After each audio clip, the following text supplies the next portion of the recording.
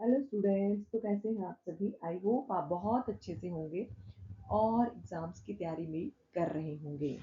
तो चलिए फ्रेंड्स, आज की जो क्लास है वो रहेगी एचपी टैट, जो टीजीटी आर्ट्स है उसकी क्लास रहेगी आज। और उसमें हम जो है वो 50 जो है वो इम्पॉर्टेंट एमसीक्यूज पढ़ेंगे। और इसमें मैंने हर पार्ट को इंक्लूड किया है, जैसे कि थोड़े से क्वेश्चन मैंने साइकोलॉजी के लिए हैं, थोड़े से क्वेश्चन हिस्ट्री से रिलेटेड भी होंगे, हिमाचल जीके भी होगा। ठीक है, तो हर तरह का एक मिक्सचर बनाया है 50 क्वेश्चंस का। बहुत इंपॉर्टेंट ये क्लास आज की रहेगी।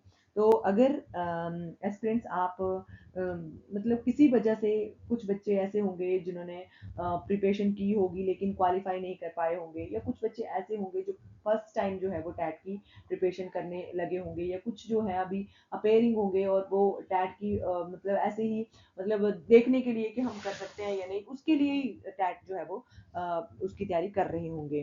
तो अगर आप किसी भी रीजन की वजह से टैट की तैयारी कर रहे हो जो जून जुलाई में होने वाला है, तो आप बिल्कुल सही चैनल पर आए हो, क्योंकि मैं बहुत अच्छे अच्छे और बहुत ही सिंपल तरीके से आपको जो है वो टैट की प्रिपरेशन जो है वो करवा रही हूँ। क्योंकि बहुत सारे एस्पिरेंट्स की क्वेरी आ रही थी कि मैम हमें टीसीटी जो आर्ट्स है उसकी प्रिपरेशन करनी है, तो आप प्लीज़ उसकी क्लासेस लेके आइए। तो आज की क्लास में मैं 50 क्वेश्चंस का ये कॉम्बो आपके लिए लेके आई हूँ। तो क्लास को एंड तक ज़रूर देखिएगा। अगर आपका कोई भी नोन, जिसको आप जानते हो, आपका फ्रेंड है या फिर कोई और है, रिलेटिव है, तो उस अगर वो टैट की तैयारी कर रहा है और आपके पास अगर ये वीडियो आ गई है, तो आप उसको मेरी वीडियो जो है वो शेयर कर सकते हो। और मुझे कमेंट में भी ये बता सकते हो कि आपको मेरी क्लास जो है वो कैसी लगी। तो चलिए शुरू करते हैं आज की ये क्लास। बाकी एक क्वेश्चन ये रह गया कि अगर आपको किसी भी तरह की कोई क्वेरी है, या कुछ आपको लगता है कि इस क्लास में कुछ चेंज होना चाहिए, तो वो भी आप मुझे कमेंट करके जरूर बता सकते हो। और अगर आपने अभी तक चैनल को सब्सक्राइब नहीं किया है, या फिर आप चैनल पर अभी नए आए हो, तो प्लीज़ चैनल को जरूर सब्सक्राइब कर लीजिए, क्योंकि इसी तरह की बहुत सारी क्लासेस मैं आपके लिए लेके आने वाली हूँ। और मेरा दावा है कि ये जो क्लासेस है मेरी टीजीटी आर्ट्स को लेकर, इनको पढ़कर आप अपने अच्छे स्कोर से जो है वो टैट क्वालिफाई कर सकते हो। तो चलिए बिना टाइम गवाए शुरू करते हैं हम आज की ये क्लास। तो आज की क्लास में मैंने आपको बता दिया कि 50 क्वेश्चंस रहेंगे।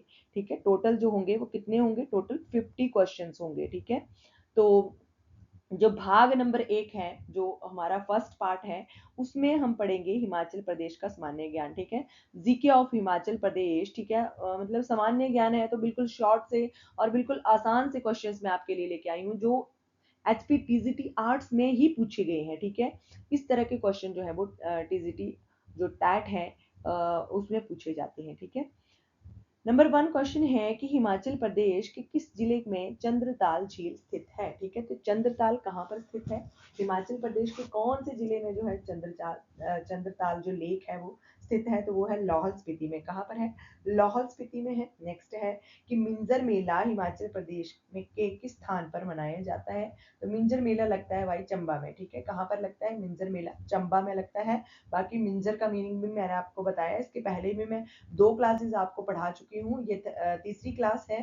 तो आपने अगर उन क्लासेस को भी अभी तक नहीं देखा है, तो वो भी बहुत इंपॉर्टेंट है, आप उनको भी जाकर जरूर पढ़िए। ठीक है, तो मैंने मिंजर का मतलब बताया था आपको कि वो होता है एक मक्के का सिट्टा। ठीक है, नेक्स्ट है कि हिमाचल प्रदेश की सबसे लंबी नदी कौन सी है। ठीक है, तो हिमाचल प्रदेश की सबसे लंबी नदी कौन सी है, सतलुज नदी है। 320 किलोमीटर लगभग ये हिमाचल में बहती है। और हिमाचल में टोटल 5 नदियां जो है वो बहती हैं। ठीक है, अच्छा यहाँ पे लंबी पूछा गया है। अगर आपसे पूछा जाता है कि हिमाचल प्रदेश की सबसे जो चौड़ी नदी है, जल घनत्व की दृष्टि से अगर देखी जाए वो नदी, तो सबसे चौड़ी नदी वो है चिनाब। ठीक है, वो भी आपने याद रखना है।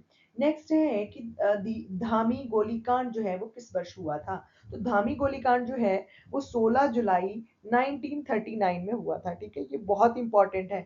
और इससे धामी गोलीकांड से रिलेटेड एक क्वेश्चन ये भी पूछा जाता है कि उसके नेता कौन थे, तो भागमल सोठा जी का नाम आपने याद रखना है, वो थे इसके नेता। ठीक है, और 1939 में ये कांड हुआ था। ठीक है, धामी गोलीकांड ये 1939 में हुआ था, 16 जुलाई 1939 1939 में। ये क्वेश्चन बहुत बार एग्जाम में पूछा गया और बहुत इंपॉर्टेंट क्वेश्चन है ये। तो अगर आप नोट्स बनाते हो तो प्लीज इन क्वेश्चंस को जरूर लिख लीजिए। इसी तरह से आपके एक नोट की खुद के नोट्स की एक बुक तैयार हो जाएगी, जिसको अगर आप एट ए टाइम किसी यूट्यूब क्लास से प्रिपरेशन अपनी नहीं कर पाते हो तो आपके खुद के पास जो है वो नोट्स रहेंगे। नेक्स्ट है कि हिमाचल प्रदेश के प्रथम मुख्यमंत्री कौन थे। तो first chief minister of Himachal Pradesh वो थे doctor Yashwant Singh Parmar. Y S Parmar भी इनको कहा जाता है शॉर्ट फॉर्म में, तो यशवंत सिंह परमार का नाम आप याद रखना है। नेक्स्ट है कि रॉरिक, यहाँ पे रॉरिक लिखा गया है, रॉरिक होगा। रॉरिक आर्ट गैलरी जो है वो कहाँ पर है। तो रॉरिक आर्ट गैलरी जो है वो नग्गर कुल्लू में है। ठीक है, नग्गर कुल्लू में। हिमाचल प्रदेश का राजकीय पशु कौन सा है। बिल्कुल बेसिक सा क्वेश्चन है ये। राजकीय पशु बताना है हिम तेंदुआ यानी कि स्नो लेपर्ड जो है वो एचपी का जो है वो राजकीय पशु है। नेक्स्ट है क्वेश्चन कि किस रियासत के शासक ने सर्वप्रथम पहाड़ी गांधी बाबा काशीराम को ये उपाधि दी थी।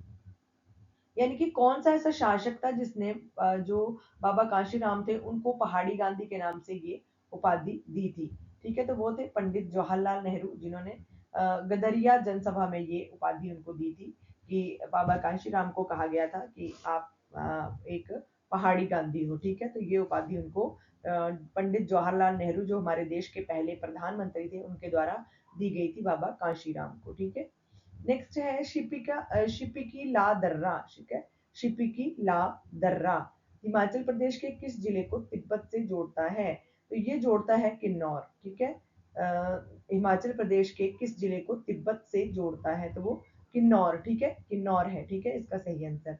नेक्स्ट है कि हिमाचल प्रदेश को पूर्ण राज्य का दर्जा कब मिला था। तो पूर्ण राज्य का जो दर्जा मिला है हिमाचल प्रदेश को वो 25 जनवरी 1971 को। ठीक है, 25 जनवरी 1971 को। और पिछली क्लास में मैंने आपको ये भी बताया था कि 1971 में ही जो था वो एक हाई कोर्ट जो था वो हिमाचल प्रदेश का बना था। और 1971 जो है वो इम्पोर्टेंट, बहुत इम्पोर्टेंट डेट है। ठीक है, 15 अप्रैल को हिमाचल दिवस मनाया जाता है। ठीक है, वो भी आपने याद रखना है, बहुत इम्पोर्टेंट है ये भी। नेक्स्ट देखते हैं हम। नेक्स्ट क्वेश्चन है 11 नंबर का कि महिषासुर मर्दिनी मंदिर जो है, महिषासुर मर्दिनी मंदिर, ठीक है, जो कि एक प्रसिद्ध 84 मंदिर समूह में है का हिस्सा है, वो कहाँ पर है। तो 84 मंदिर आपको पता होगा कहाँ पर है। 84 मंदिर जो है वो भरमौर चंबा में स्थित है। कहाँ पर है 84 मंदिर, भरमौर चंबा में। नेक्स्ट है कि हिमाचल प्रदेश विधानसभा के प्रथम अध्यक्ष कौन थे। तो जयवंत राम थे। कौन थे, विधानसभा के जो पहले अध्यक्ष बने थे वो जयवंत राम राम बने थे। ठीक है, कौन बने थे, जयवंत राम। नेक्स्ट है कि कौन सी नदी जो है वो आयतन, ठीक है, वही नदी आ गई। मैंने अभी आपको पीछे उत्तर बता भी दिया। मुझे नहीं पता था कि मैंने मतलब इस तरह से भी क्वेश्चन जो है वो पूछा जा सकता है आपसे। ठीक है, तो मैंने पहले ही आपको इसका उत्तर बता दिया था कि वाटर डेंसिटी की वजह से आयतन, नदी आयतन की, यानी कि वो जो वाटर का लेवल होता है उसकी दृष्टि से हिमाचल प्रदेश की सबसे बड़ी नदी कौन सी है, तो वो चिनाब नदी है। ठीक है, कौन सी नदी है, चिनाब नदी है।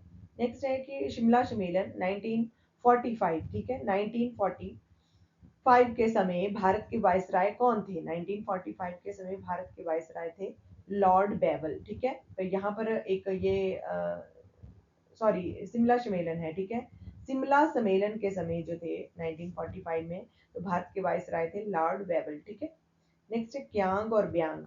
ये तो प्रसिद्ध लोक नृत्य हैं। ये कहाँ के हैं, ये किन्नौर के लोक नृत्य माने जाते हैं। ठीक है, क्यांग और ब्यांग। नेक्स्ट अब भाग 2 की बारी आती है। भाग 2 में हमने भाग 1 जो था वो एचपीजीके से रिलेटेड पढ़े 15 क्वेश्चंस, और अब भाग 2 में आते हैं सामाजिक अध्ययन, हिस्ट्री एंड जियोग्राफी। ठीक है, इससे रिलेटेड क्वेश्चन आते हैं। किस तरह से क्वेश्चन जो है वो टीजीटी आर्ट्स जो टैट है उसमें पूछे जाते हैं, वो मैं आपको बताती हूँ कि हिस्ट्री और जियोग्राफी के कैसे क्वेश्चन जो है वो एग्जाम में पूछे जाते हैं। तो सबसे पहले हम क्वेश्चन जो है वो इम्पोर्टेंट वो ये है कि हड़प्पा सभ्यता की खोज सबसे पहले किसने की थी। हड़प्पा जो सभ्यता है उसकी खोज सबसे पहले की थी दयाराम साहनी ने 1921 में। कहा कब की थी, 1921 में दयाराम साहनी। बहुत इंपॉर्टेंट है, ये नाम आपने जरूर याद रखना है। नेक्स्ट है कि किस भारतीय राजा को नेपोलियन ऑफ इंडिया कहा जाता है। तो भारत का नेपोलियन जो है वो कहा जाता है समुद्रगुप्त को। ठीक है, यहाँ पर तो नेपोलियन ऑफ इंडिया लिखा है, अगर आपको हिंदी में बोला जाता है तो भारत का नेपोलियन किसे कहा जाता है, तो कौन से शासक को, तो वो समुद्रगुप्त को कहा जाता है। रैयतवाड़ी जो व्यवस्था है उसके सबसे पहले कहाँ लागू की गई थी, तो जो रैयतवाड़ी लागू की गई थी वो मद्रास प्रेसिडेंसी, थॉमस मुनरो द्वारा ये लागू की गई थी रैयतवाड़ी, और मद्रास प्रेसिडेंसी में ये सबसे पहले लागू की गई थी। और अगर आपसे पूछा जाता है कि जो रैयतवाड़ी व्यवस्था है उसके जनक कौन थे या उसके संस्थापक कौन थे, तो वो थॉमस मुनरो थे। ठीक है, ये आपने याद रखना है। अकबरनामा के तीसरे भाग को किस नाम से जाना जाता है, तो अकबरनामा जो है उसके तीसरे भाग को आईने अकबरी के नाम से जाना जाता है। अच्छा, अकबरनामा जो है एकमात्र मतलब ऐसी आप मान सकते हो कि जो अकबर था वो एकमात्र एक ऐसा राजा था जो बिल्कुल अनपढ़ था। ठीक है, आपसे क्वेश्चन भी पूछा जा सकता है कि मुगल राजवंश में कौन सा शासक ऐसा था जो बिल्कुल अनपढ़ था, तो वो अकबर था। ठीक है, तो आईने अकबरी जो है वो तीसरे अकबरनामा के तीसरे भाग को कहा जाता है। नेक्स्ट है कि गांधी जी ने दांडी मार्च की शुरुआत किस तारीख को की थी, तो दांडी मार्च जब शुरू हुई थी तो वो 12 मार्च 1930 को शुरू हुई थी। ठीक है, 12 मार्च 1930 को ये शुरू हुई थी। ठीक है, नेक्स्ट क्वेश्चन है कि वायुमंडल की कौन सी परत जो है वो हवाई जहाज उड़ाने के लिए आदर्श मानी जाती है, तो कौन सी परत है जहाँ जिसमें हवाई जहाज जो है वो बिल्कुल आसानी से उड़ाई जा सकते हैं, वो है समताप मंडल। ठीक है, समताप समताप मंडल जो है वो वायुमंडल की एक ऐसी परत है जिसमें हवाई जहाज जो है वो उड़ाए जा सकते हैं। नेक्स्ट है पाक जल डमरू मध्य। ठीक है, पाक जल डमरू मध्य जो पाक स्ट्रेट है, वो किन देशों के बीच स्थित है, तो भारत और श्रीलंका के बीच में ये स्थित है। ठीक है, भारत और श्रीलंका के मध्य पाक जल डमरू मध्य जो है वो स्थित है। पृथ्वी की सबसे पतली परत कौन सी है, जो पृथ्वी की है हमारी उसकी सबसे पतली परत जो थी वो कौन सी है, वो है भूपर्वती। ठीक है, क्रस्ट। ठीक है, आपको पता है पृथ्वी जो है हमारी 3 परतों से मिलकर बनी है। ठीक है, सबसे ऊपर वाली जो है वो भूपर्वती,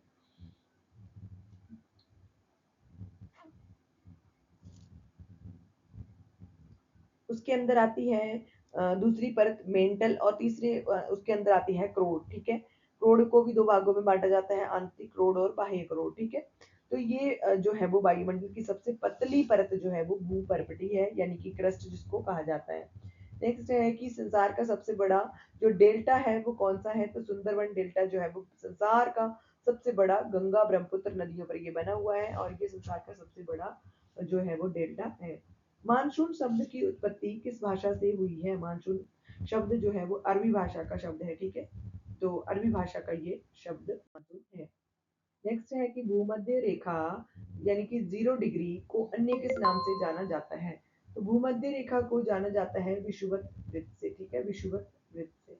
नेक्स्ट है जर्मनी के एकीकरण का श्रेय किसे दिया जाता है, जर्मनी का जो एकीकरण है उसका श्रेय ऑटो वॉन बिस्मार्क को दिया जाता है। किसे हजार झीलों की भूमि कहा जाता है, तो हजार झीलों की भूमि फिनलैंड को कहा जाता है। ठीक है, यहाँ पर देख लीजिए इंटरनेशनल यानी कि अंतरराष्ट्रीय जो एक जीके आप कह सकते हो या हिस्ट्री आप कह सकते हो, उससे रिलेटेड ये क्वेश्चन है। ठीक है, बहुत इंपॉर्टेंट है, इसी तरह के सेम क्वेश्चन जो है वो पूछे जाते हैं। हजार झीलों की भूमि जो है वो फिनलैंड कहलाती है। नेक्स्ट है कि सिल्क रूट रेशम मार्ग जो है उस पर नियंत्रण रखने वाले प्रसिद्ध शासक कौन थे, तो सिल्क रूट जो था उस पर जो नियंत्रण था वो कुषाणों का था। ठीक है, किनका था, कुषाणों का नियंत्रण था सिल्क रूट के ऊपर। ठीक है, नेक्स्ट क्वेश्चन है कि भारत का एकमात्र सक्रिय ज्वालामुखी जो है वो कहाँ पर स्थित है, तो भारत का एकमात्र जिंदा जो एक ज्वालामुखी है, जिंदा भी पूछा जाता है आपसे, सक्रिय यहाँ पे लिखा गया है, लेकिन ऐसा भी बोला जाता है कि भारत का एकमात्र जो जिंदा ज्वालामुखी है वो कहाँ पर है, तो वैरन द्वीप। ठीक है, अंडमान और निकोबार में। ठीक है, वैरन द्वीप। नेक्स्ट अब तीसरा टॉपिक हमारा आता है, 15 क्वेश्चन हमने दोनों टॉपिक से पढ़ लिए हैं, तो तीसरा टॉपिक आता है हमारा राजनीतिक विज्ञान। ठीक है, सिविक और पॉलिटी। ठीक है, राजनीति और विज्ञान। ठीक है, तो दोनों पढ़ लेते हैं।